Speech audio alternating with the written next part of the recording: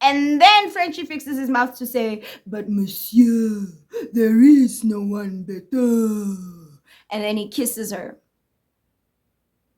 "But monsieur, you were sucking on Colin's dick." Ooh, what changed? What changed? You will subscribe to Delululand. Look at me, sure. Look at me. Hey guys, welcome back to my channel, Delululand. My name is Uhari, and today I'm going to be briefly ranting about Frenchie's storyline in season 4 of The Boys. Let's just go right into it. Frenchie's storyline was so abrupt, if I were to put it in one word. A lot of things were just abruptly introduced and then abruptly dismantled or just completely disregarded. And obviously, from my thumbnail, my point of contention is this relationship that he had with Colin and also his relationship with Kimiko. Frenchie's relationship with Kimiko has been documented over the span of 3 seasons by the time we get to season 4. And their relationship has always followed the pattern of Frenchie chasing after Kimiko. Frenchie is the one who basically got her to come out of her shell by working towards understanding her. She had no way to communicate with the rest of the world. The only person she could talk to was her brother through her sign language. And eventually, Frenchie asked her to teach him.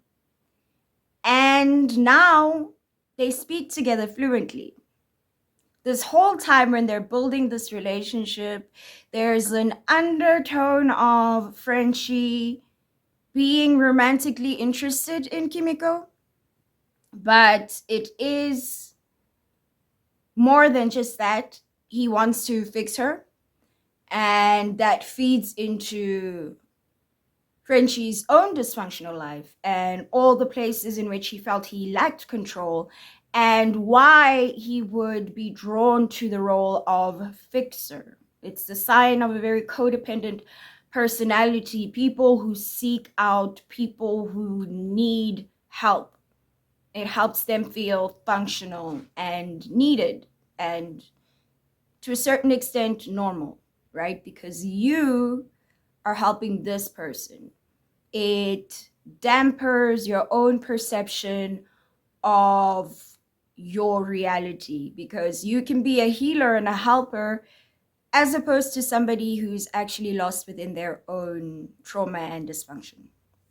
So Frenchie uses Kimiko almost as a sense of healing for himself as well, because he almost tries to right his wrongs, or at least treat her like, I don't know, some community service. There's a bit of, the relationship is multifaceted. You can question the structures when you go from helper and healer and a little bit of a paternalistic role where he kind of takes care of her almost, but then to also fall in love with her. There's just a lot going on there, and it's been going for 3 seasons at this point.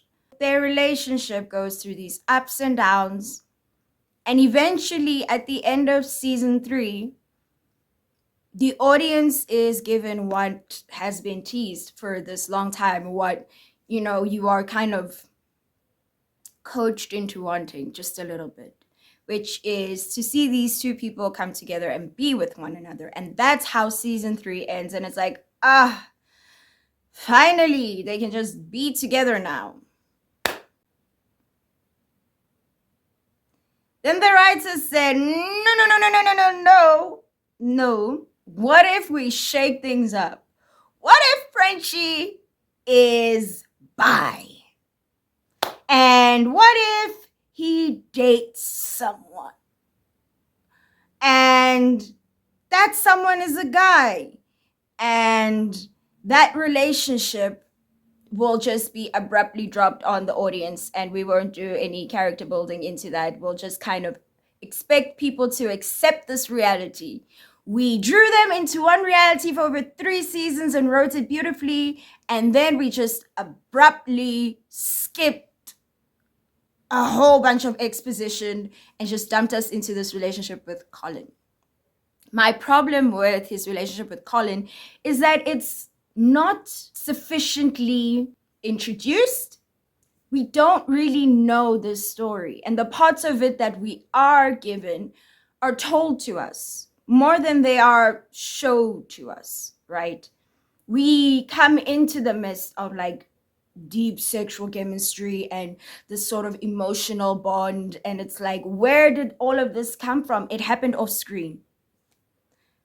That's not something that's consistent with the writing pattern of the show up until this point. One of the great things is that characters are fleshed out really well. And I feel like if I got to know Colin a bit better, I would care more about him and his deceased family and all that kind of storyline. I could understand how it is that Frenchie actually ended up in this relationship, but understand it from a, okay, that kind of makes sense. Like, you can see people do bad things and not be entirely upset if you understand the context into which that bad thing happened. And if I were to believe that some sort of romantic bond formed and then he was overcome, like all the things that I'm being told, I just have no emotional attachment to them. And because of this, I just saw Colin's relationship with Frenchie as a nuisance. It's like, okay, great. Now this is happening. Now this is happening. All right, now Kimiko's gonna do her own thing. Frenchie's doing his own thing, and that's okay. We spend all this time hyping this relationship up. It's not gonna happen. Cool, I understand that. But I wish you had taken me on that journey. There's a whole journey that didn't happen. And because of that, the storyline just felt too inconsistent with the writing pattern, inconsistent with just how characters are introduced and fleshed out, and abrupt in a manner that almost took us out of it. Next thing you know, Frenchie comes out with it. He's all guilty. And then he decides to turn himself into prison. And then by the end, that just resolves itself because Mallory just gets him out. So it was like, what even was the point of that? None of this really makes sense. And then the insult of all insults, at the end, Kimiko like confesses, her feelings, that it wasn't that she didn't like him. She pushed him towards Colin because she thought he deserved better. And then Frenchie fixes his mouth to say, but monsieur, there is no one better. And then he kisses her. But monsieur, you were sucking on Colin's dick. Ooh, what changed? What changed? Like, what changed here? Frenchie's reply is like, he's still at the end of season 3 now. And it's like, no, we're not there. Now I'm supposed to be happy. Great, they're together again. And oh, don't you know, they're separated. I guess my primary gripe with it is The Boys isn't like a romantic show. Like, there are romantic relationships, but you don't watch it for the romance. But it is easy to get attached to the lighter spheres of the show. Your Huey and your Annie, and now you had your Frenchie and your Kumiko, and you stand that, and then it's like, I don't know, it's turned into something. Then they're friends, like these weird platonic friends. And there wasn't yeah, we kind of dated, but it didn't really work out. And, here's why. I don't know. Blech. I just didn't like it. I don't feel like I was taken on the journey. And it wasn't the fact that Frenchie is now dating a guy. is the fact that Frenchie is messing around with this character that we weren't really introduced to and are being forced to kind of care about, but don't really know why. And then they like drop, like, oh, by the way, Frenchie murdered this guy's family and now he's fucking him. And it's like,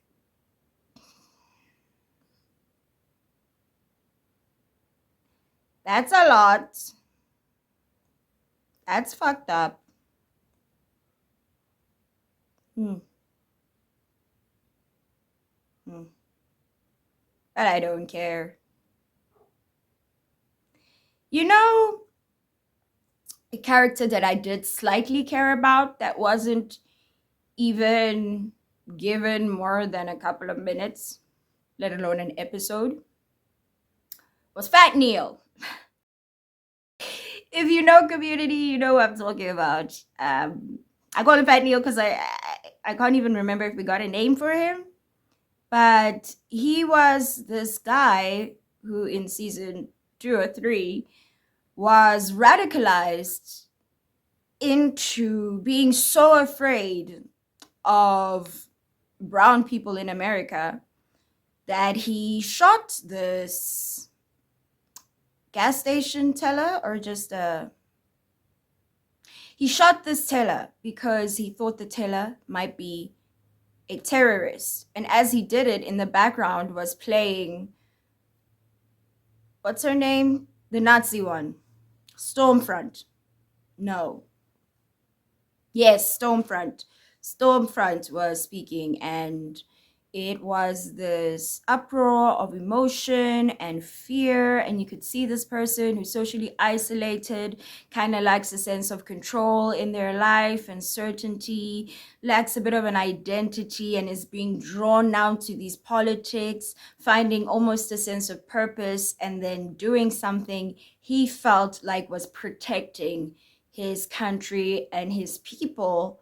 And then you also kind of see the emotion of, hey, I've killed someone and I'm not entirely sure that this person is what I thought they were. You can tell, you can empathize with this guy who's shooting somebody who doesn't deserve it, because so much of what he's shown doing speaks to this anxiety that's tearing him up inside.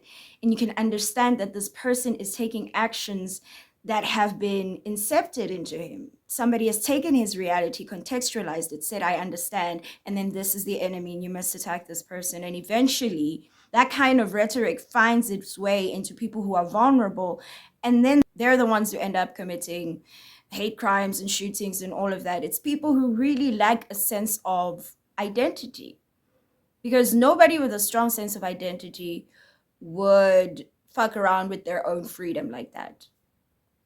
They would do what it takes to have their freedom and continue to spout whatever rhetoric that is. They wouldn't be drawn into it. There's a difference between a person who parades an enemy and the person who believes in that enemy.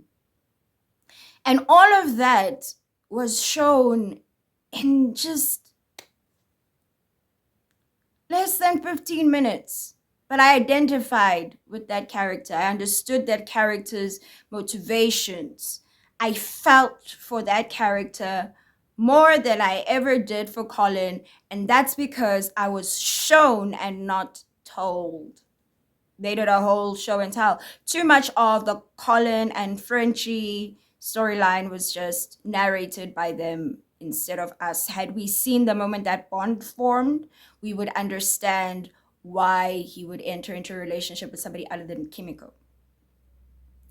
So that's all I have to say. Overall, Frenchie's storyline was my least favorite. I only said Frenchie is a hoe because, clickbait or whatever, but also I don't care. He's French. We all know Frenchie's a hoe. Come on now. But at the end, him and Kimiko had their romantic kiss. Yay. We got that in the hospital. We thought we'd move past that. And then you took us on a whole detour of like a relationship that didn't even need to happen. Or like if it happened, then take us there. Let me know. Let me feel.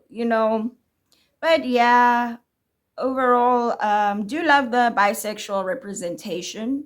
There was a lot of is Frenchie gay? Is Frenchie gay? Is Frenchie gay?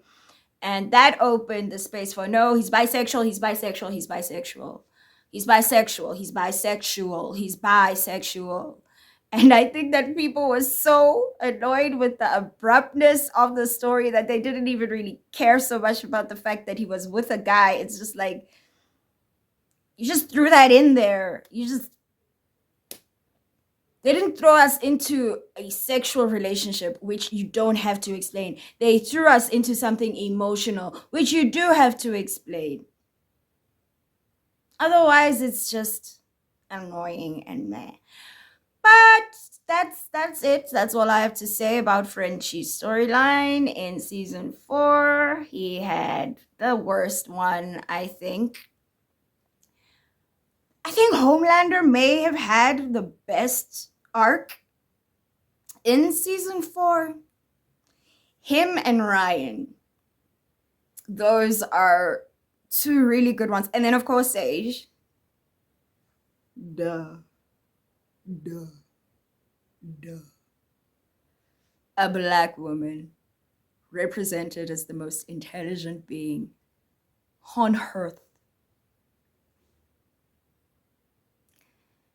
Homo sapiens live very momentary lives.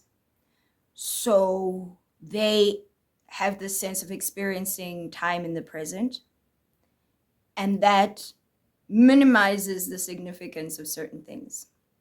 But if you view your existence in the context of your history, you would get to the point or understand why seeing a black woman represented as the most intelligent being is so impactful and meaningful. And she has her natural hair, and she is beautiful, and she is taken seriously. And oh, when we get to that end with her and Homelander, and she was like, he's like, but why did you do it? It's like, okay, that is actually what I am so excited to talk about. The Sage and Homelander and Ryan, like when it forms that little triangle, I'm like, ooh, I sees you. I see them little things, you know.